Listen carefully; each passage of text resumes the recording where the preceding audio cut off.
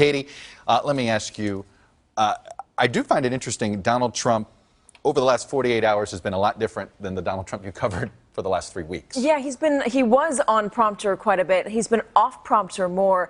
Certainly that campaign event or hotel promotion on Friday was a lot different. He did try to give the cameras only, no editorial presence, a tour of his hotel, so that doesn't jive with what Kellyanne was saying. But he was off script when he was talking about Robert Gates over the weekend, trashing him, off script when he's talking about calling it a bomb in New York before any of the officials were calling it a bomb in New York. He's been going after people on Twitter quite a bit lately. Maureen, you know about this. So this is the Donald Trump that we were seeing more in the past, and I think it's because he is getting more comfortable with the polls. He's rising in the polls, and he feels like he can do it. Alex, are you getting, it's like you must have been happy for the 3 weeks, and then suddenly you're like, oh, there's old Donald Trump again. Undisciplined Donald Trump, is he cocky? I don't think you're seeing that. I think you're seeing Donald, he's always going to be Donald Trump. There is no other Donald Trump, I think, as we've learned in this campaign. But I still think this long-term trend has been longer than 3 weeks, that Donald Trump is moving up in the polls, Hillary Clinton is moving down in the polls. Donald Trump is strength in an uncertain world, and he is change where we're heading in the wrong direction. And I think sometimes we get lost in the minutia of the campaign, all these small issues that aren't really central to anyone in making a decision about picking a president. Maureen, you know him a little bit better than anybody at this table, I think. Even more so than Alex. He loves members of the media, so he does spend a lot of time talking to members of the media, even as he simultaneously hates on them. What are you seeing from him? Well, I started covering him when he made his first foray in 1999. So a lot is the same because it's all his ego arithmetic. So I said, why would voters vote for you? And he said, because I got great ratings on Larry King. And because X number of men hit on Melania. And, it was these numbers as sentinels of his success. He said he was going to put his name X number of times on a building he had just built. So in that sense, he's exactly the same. He's judging himself by these numbers. But in another sense, he's completely the opposite because he was this New York bon vivant, kind of white rapper, bling king, and liberal. And now he is an alt-right conservative, women should be punished for abortions, completely different guy. So which guy would he be as president? Let me bring up the birtherism issue, Cornell.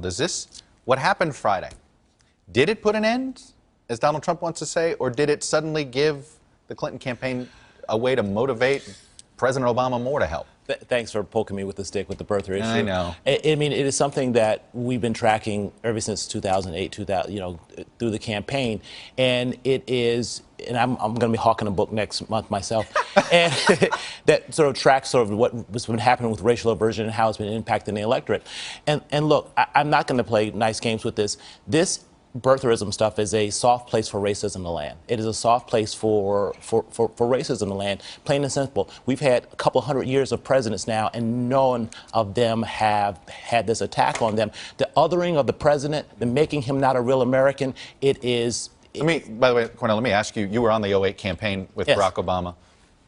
Do you want to clear up what you guys thought about what the Clinton campaign, if Sidney Blumenthal, what did you guys believe? It's news to us that this was coming. It's news to us. Well, I was on the campaign, so for us on the campaign, we never saw this as something being driven by the Clinton campaign. You never thought Mark Penn was trying to? You said otherness. Mark Penn wrote about other. Did you think he was toying in that world? Well, before you answer, I have it here from his memo, which Mark called "Lack of American Roots," in which Mark Penn says, quote, "I cannot imagine America electing a president during a time of war who is not at his center fundamentally American in his thinking and values." Now, if Donald Trump had said that in 2008, we would all be sitting here saying, well, that was the start of birtherism. But no, he's been saying it for But Mark Penn said years. this in your campaign. It never came from Hillary's mouth. And I don't know. Just her strategist. Well, it's And by coming the from way, your, from your candidate. It It's been did coming come from him for quite a while. But it did also come from Hillary Clinton on a 60 Minutes interview where he said he was born in America. He was a Christian, as far as I know. So the otherness of Well, that's further than Donald Barack Trump Obama has has gotten. been. Well, we answer would that all part of say it, Alex. Answer that part. When do two wrongs make a right? Why he did it for 5 years after the fact? How do you explain that away? I would explain it this way, being on the Trump team, that I think these two candidates are being treated very differently on this very issue.